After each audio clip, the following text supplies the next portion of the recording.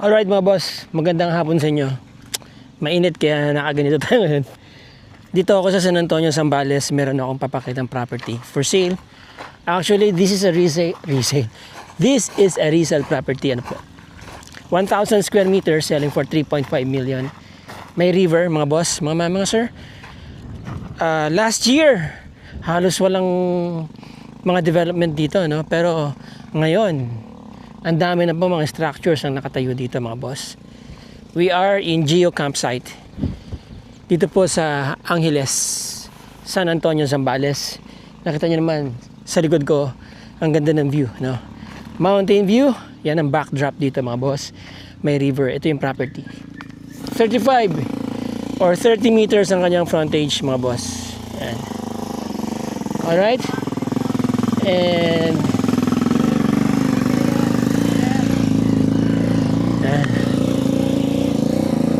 alright, so ito 1,000 square meters po ito So ang dami yung mountain view. Ayan mountain view mga boss, mga sir. Di ba? Very iconic. Para siyang painting, no? Ito yung ilog.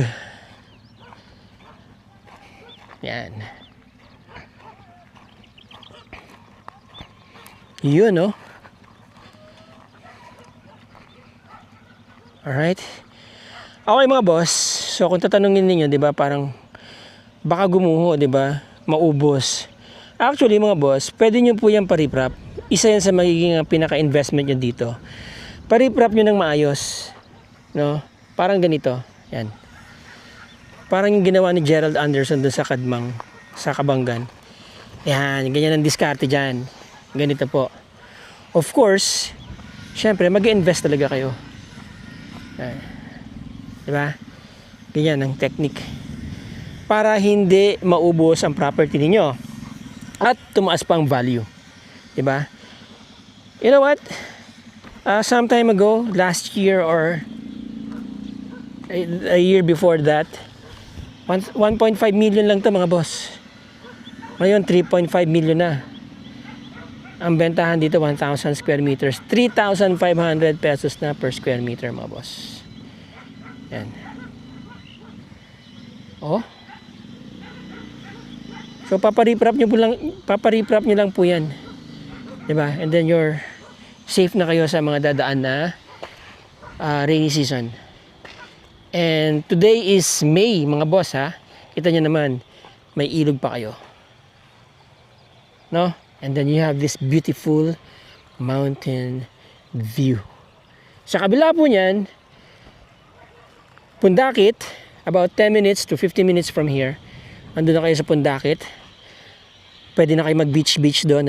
Maganda mga dagat dyan, maganda mga resorts dyan. And then National Highway is about 5 minutes from here. National Highway going to San Marcelino, Castillejos, Subic, all the way to Manila. About 3 hours drive from here. Andun na kayo sa NLEX Balintawak exit or Toll Plaza.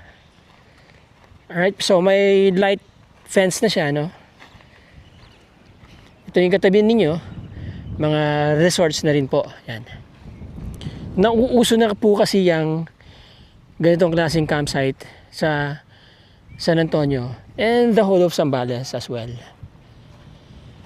Maluwag ang inyong right of way, about 6 meters.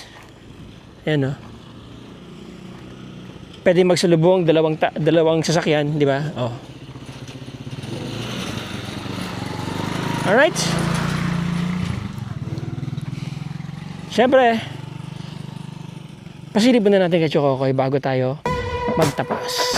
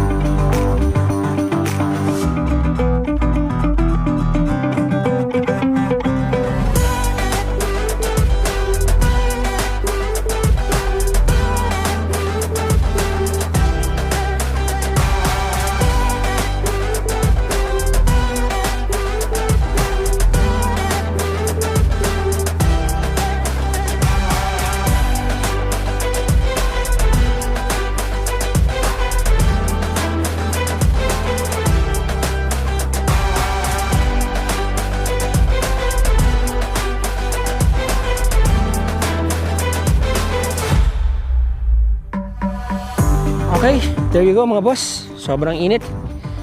Naka 4 months lang tayo.